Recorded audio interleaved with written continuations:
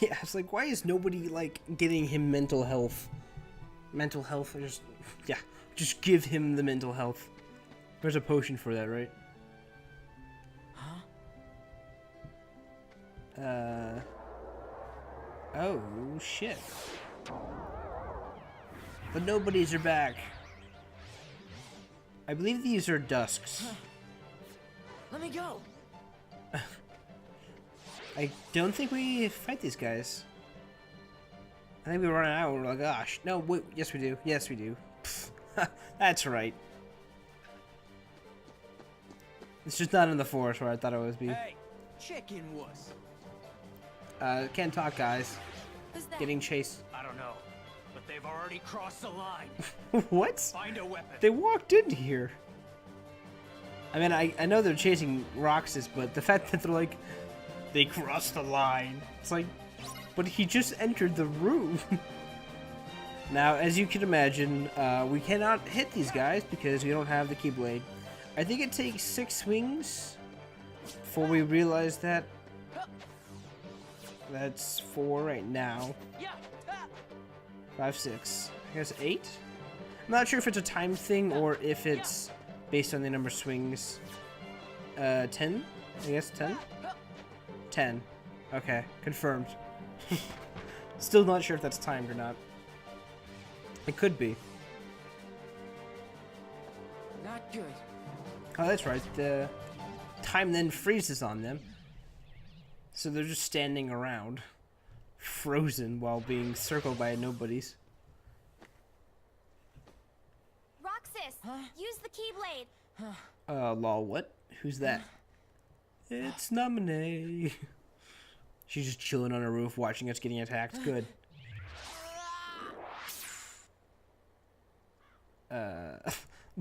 I'm pretty sure that audio part was supposed to go a little farther than that, but...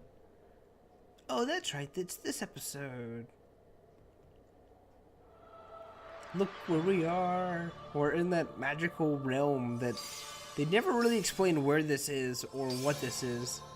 But now we can do 3 choices again. The sword, the stone, and magic. Or the wand, I guess. I think I picked the sword. So now I have the tankiness of having the arm guard from the baton thing. And now we have the offensive side from or strength from this sword. So I think this raises our strength, but I think the skill build or skill order we get is from the weapons from earlier. There's a lot of like hidden stats, like in the last game or in the first game there was the conversation that would change like the difficulty and like how you would level, and I don't know. There's a lot of like little intricate parts that you don't really notice in your first go through, and you're like, oh, I wonder if that makes sense in the second time around, or how much different would it be if I picked X or Y. And they do have like minor differences, which I think is pretty cool. What they are, I'm not really sure. Just because I usually go with this sort of build of defensive and offensive. Because last time I went on, proud mode, and I didn't go with the thing that I, like the skill build that I went with previous. I got my ass kicked multiple times at Kingdom Hearts 1. Because I didn't get the shield, I got the sword, that's right. So this is teaching us about APs and skill points and different skills that we can get. Getting XP from enemies. When you're having a tough time, go grind, pretty much. Self-explanatory stuff for me, at least. But they do at least teach you that you can go grind. Which I do go grind, because this is critical, proud, not critical. I'm not crazy enough to critical quite just yet. But now we're opening treasure chests for the first time, I think. And we got a potion, because it's a typical thing. So we can now use the command bar, or the shortcut, L1X. The L1 will open up, I think, 3 different items / magic that you can use. Be careful. Beyond that door lies a completely different world. But don't be afraid. Don't stop walking. I wanted it to be like, don't be swallowed by the darkness or something. I don't know, I feel like there should have been more to that. Yeah, so it's teaching us that there's health and whatnot. You run out of health, you die. Like in every game possible. So I think now I'm going to be going to grind. I think I go through this area once and then I grind like 6 or so levels.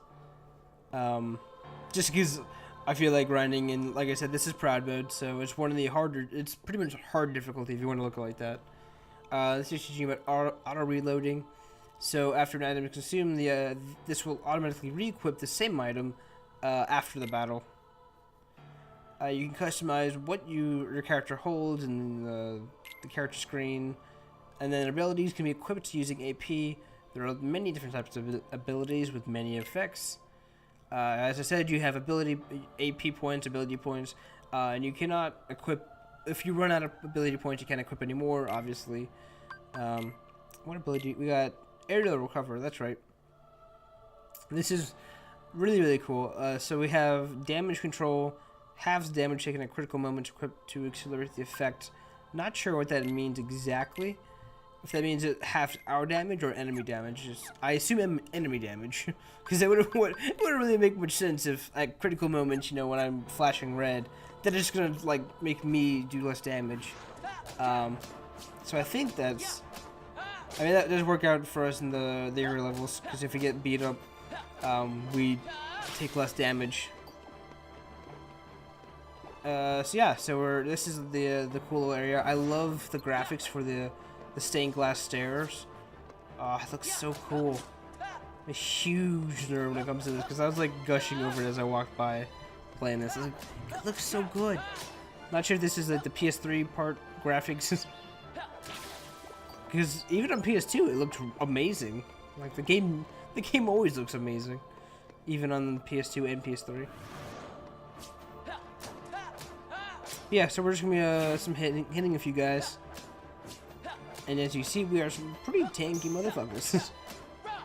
we have become the tank lord at level 1. We got defense increase. So now we even take even less damage. Good.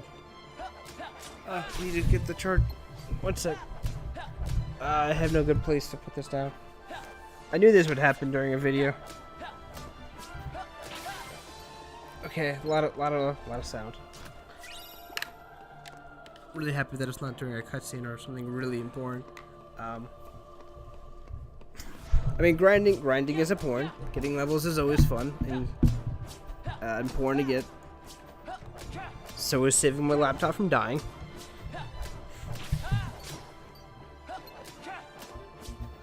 I'm not in a very good position to be doing that. Alright. Hopefully we don't get any more interruptions. Probably not, though.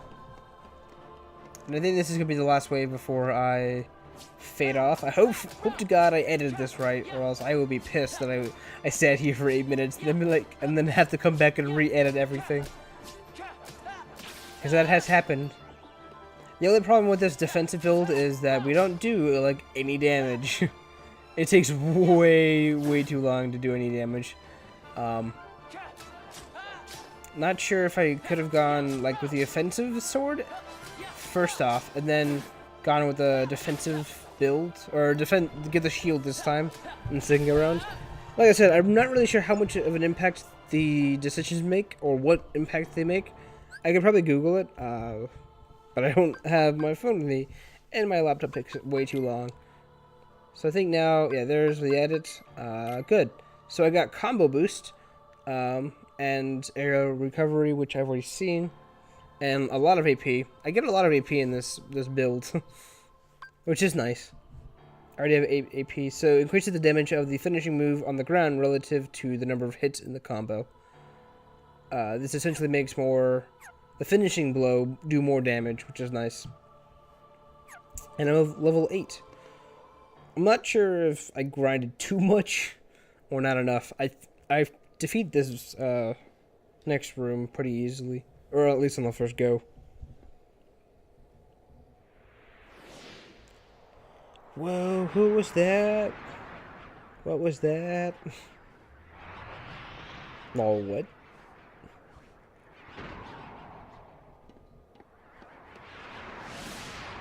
Giant freaking monster!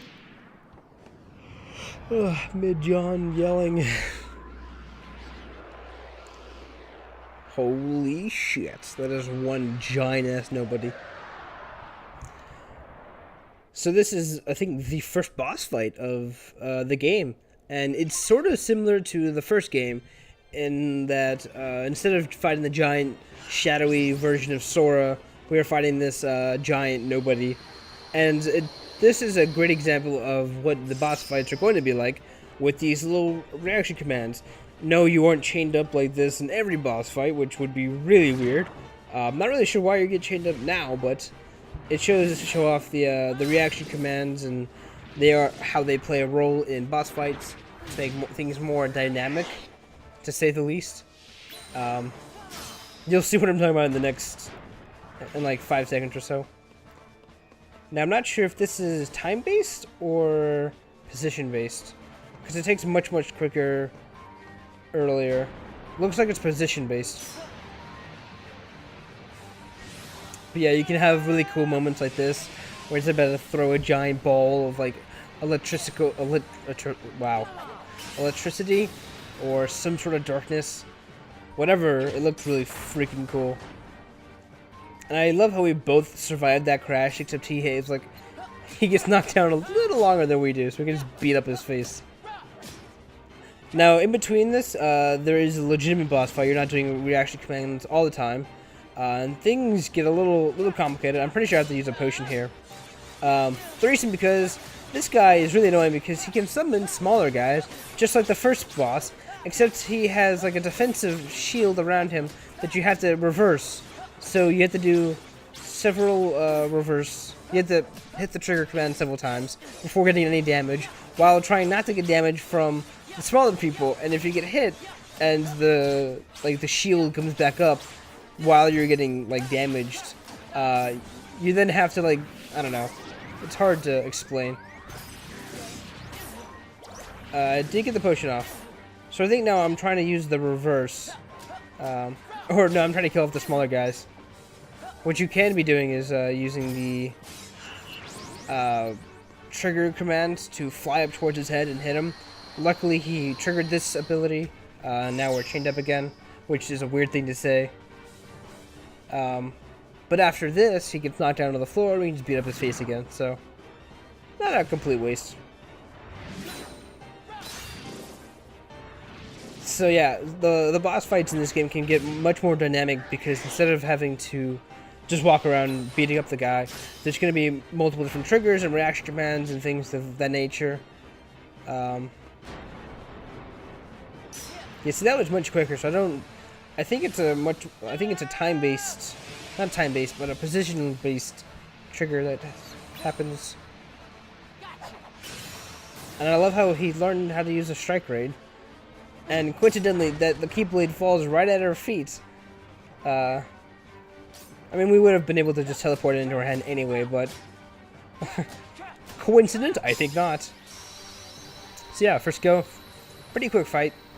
Well, at least quicker than I imagined. And we got guard and maximum HP. But I don't think I have the AP to wield guard, so. And then the Keyblade just disappears.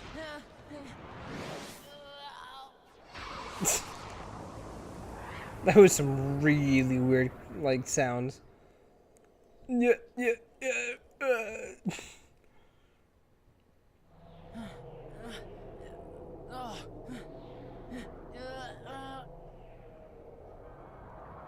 Who could save us? Oh, she can. I believe that was Nominee? Yes.